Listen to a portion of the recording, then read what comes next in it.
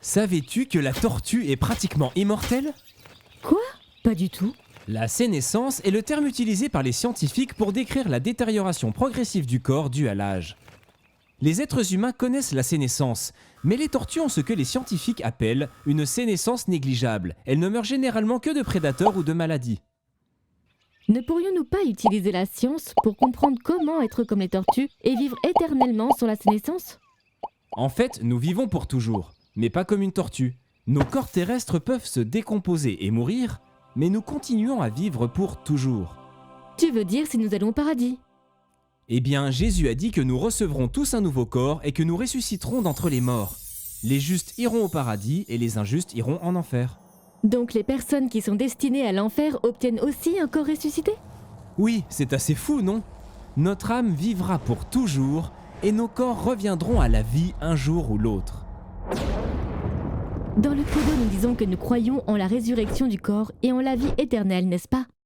Oui, et la mort est le moment où ces corps meurent et où l'âme quitte le corps. Jésus est mort pour détruire la mort et il est ressuscité pour restaurer la vie. Nous croyons donc aussi en la résurrection du corps. C'est tellement important pour le plan de Dieu que Jésus a même dit « Je suis la résurrection et la vie ». Mais comment allons-nous ressusciter d'entre les morts? La résurrection de Jésus nous donne un indice à ce sujet. Le corps ressuscité de Jésus était différent de son corps avant sa mort. Nous recevrons un corps glorifié, c'est-à-dire un corps qui a été élevé par Dieu. Waouh! Quand est-ce que ça arrive?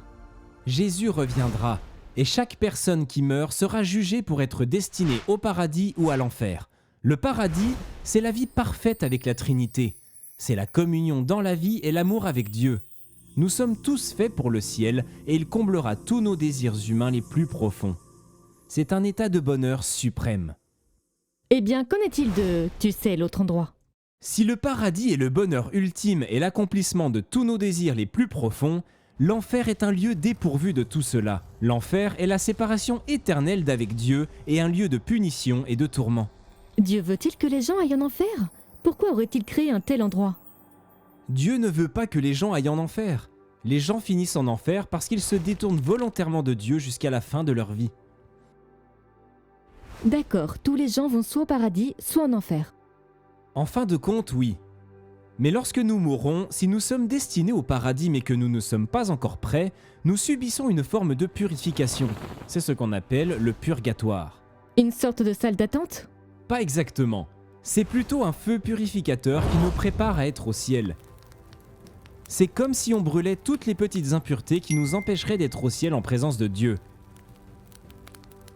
Mais la bonne nouvelle, c'est qu'être au purgatoire signifie que l'on est destiné au paradis.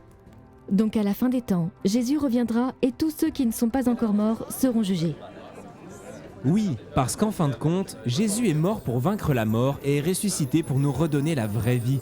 Et grâce à cela, nous croyons et pouvons espérer en un nouveau ciel et une nouvelle terre. À la fin des temps, l'univers entier sera transformé et réuni à Dieu. Dieu habitera parmi ceux qui seront avec lui pour l'éternité. Le royaume de Dieu sera dans sa plénitude au ciel et sur la terre. C'est un peu comme la fin heureuse d'un film? Oui, nous croyons que l'histoire de l'univers, de la création et de tous les êtres humains ne se termine pas mal. En particulier pour ceux qui vivent en Christ et font partie du royaume de Dieu. Nous pouvons espérer une vie éternelle et un corps ressuscité. La fin des temps se terminera par un nouveau ciel et une nouvelle terre qui ne ressemblent à rien de ce que nous pouvons imaginer, et cette vie parfaite avec Dieu.